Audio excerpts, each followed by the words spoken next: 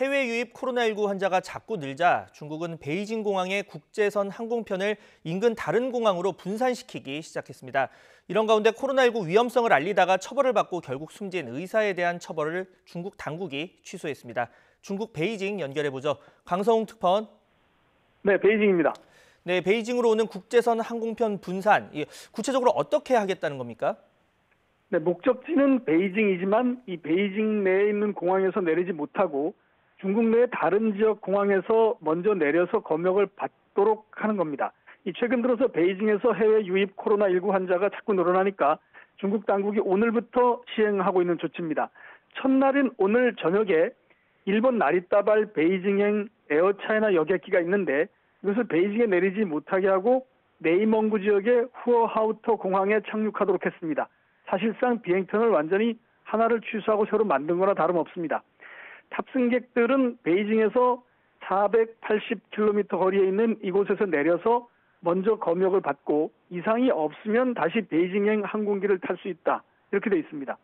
중국 국적기인 에어차이나와 하이난 항공의 베이징행 항공편에다가 시범적으로 적용을 해보고 문제가 없으면 31일까지 우리나라 항공사를 포함해서 모든 베이징행 국제선 여객기에 이걸 적용하겠다는 게 중국 당국의 계획입니다. 베이징행 항공편은 오늘처럼 내이멍구 지역의 후하우터 공항 말고도 타이위안, 또 텐진 이런 인근 지역 다른 지역 공항으로도 분산이 될 예정입니다. 현재 베이징시는 이미 모든 해외 입국자들을 지정시설에서 14일 동안씩 격리를 하고 있고 이 비용도 입국자 본인에게 부담을 시키고 있는 상황입니다. 네, 이런 가운데 중국이 앞서 코로나19의 위험성을 경고했다가 처벌을 받았던 의사 리원량에 대해서 처벌을 취소했다 이런 얘기를 했는데 이게 지금 중국 당국의 공식 결정인 겁니까? 그렇습니다. 중국의 중앙기구인 감찰위원회가 우한의 한 파출소가 리원량에게 훈계서를 쓰고 서명을 하게 한 것은 부적절했다. 이렇게 결론을 내렸습니다.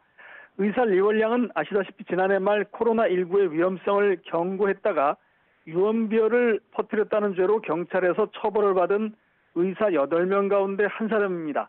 그 리원량은 병원에서 환자를 치료하다가 본인도 결국 코로나19에 걸려서 지난달 7일에 숨졌는데 이런 사실 그리고 이런 과정이 모두 알려지면서 중국인들의 공분을 샀습니다. 결국 중국 감찰위원회가 40일 넘게 조사를 한 끝에 훈계서를 취소하고 관련자를 문책하라 이렇게 권고를 내렸습니다. 이에 따라 우한 경찰은 훈계서를 취소한 데 이어서 파출소 부소장 등 2명을 징계하고 유족들에게는 사과를 했습니다. 그런데 관영신화통신은 리원량이 공산당원이었다. 그리고 반체제 인물이 아니었다고 전해서 중국 당국이 잘못을 인정을 하면서도 이것이 중국 정부 전체에 대한 반발로 이어지는 것에 대해서는 경계를 하고 있다는 것을 보여줬습니다. 지금까지 베이징에서 YTN 강성웅입니다.